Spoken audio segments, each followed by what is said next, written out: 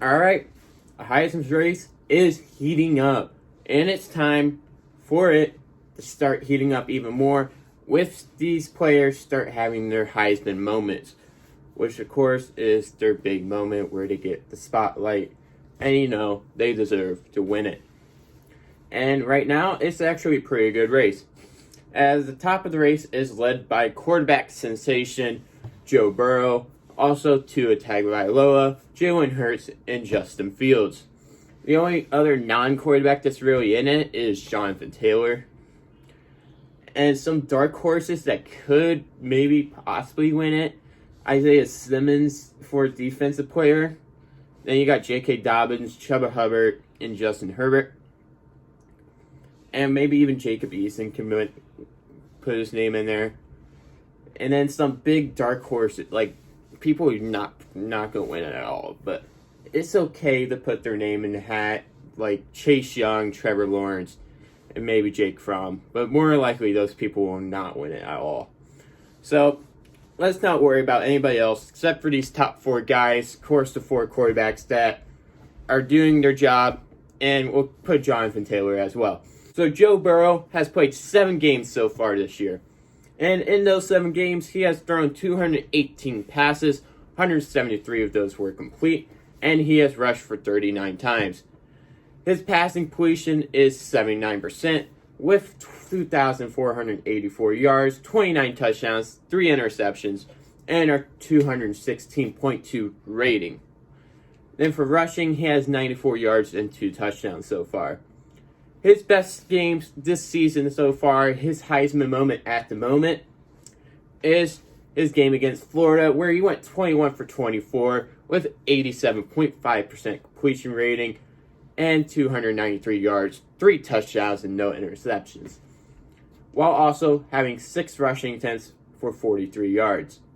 And that's a pretty damn good game from Mr. Joe Burrow, who really has been putting up great games all year. Some of them against really good defenses, some of them not. And then we move on to Alabama's quarterback sensation, Tua Tagovailoa, who sadly is injured right now and will miss a game. But he has played 7 games so far with 194 passing attempts, 145 were complete. He has 75% completion rating that way, 2,166 yards, 27 touchdowns, 2 interceptions, and a rating of 212.4, while also running the ball 18 times for 30 yards and 2 touchdowns. As you can tell, Tua hasn't been running the ball as often as he once was, but in his best game this year, which was at South Carolina, he went 28 for 36 with 77.8% completion for 444 yards, 5 touchdowns, 0 interceptions, while also running the ball twice for 13 yards. So in his best game so far this year, he beat the team that beat Georgia and did a really good job against them, where Jake Fromm actually struggled. So it's nice to see that Tua still has the ability to perform to top level. And for right now, that's probably his Heisman moment.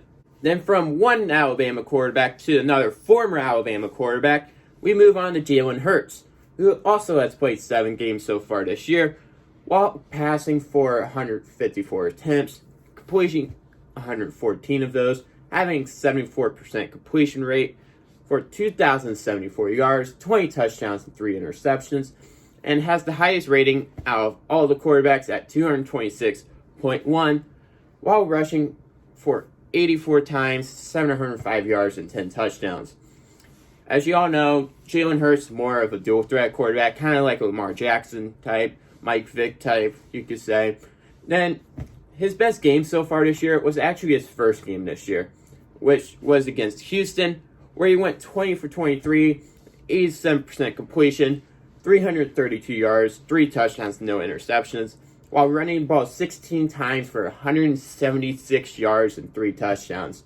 And that's a really good game on the ground for a quarterback, no matter who you are.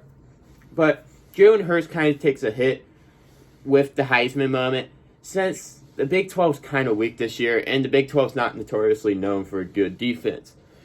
And once Oklahoma wins 2 years in a row with their quarterback for the Heisman between Kyler Murray and Baker Mayfield, kind of puts a hurting on Jalen Hurts, as he's putting up similar numbers to really what Murray did and what Baker did.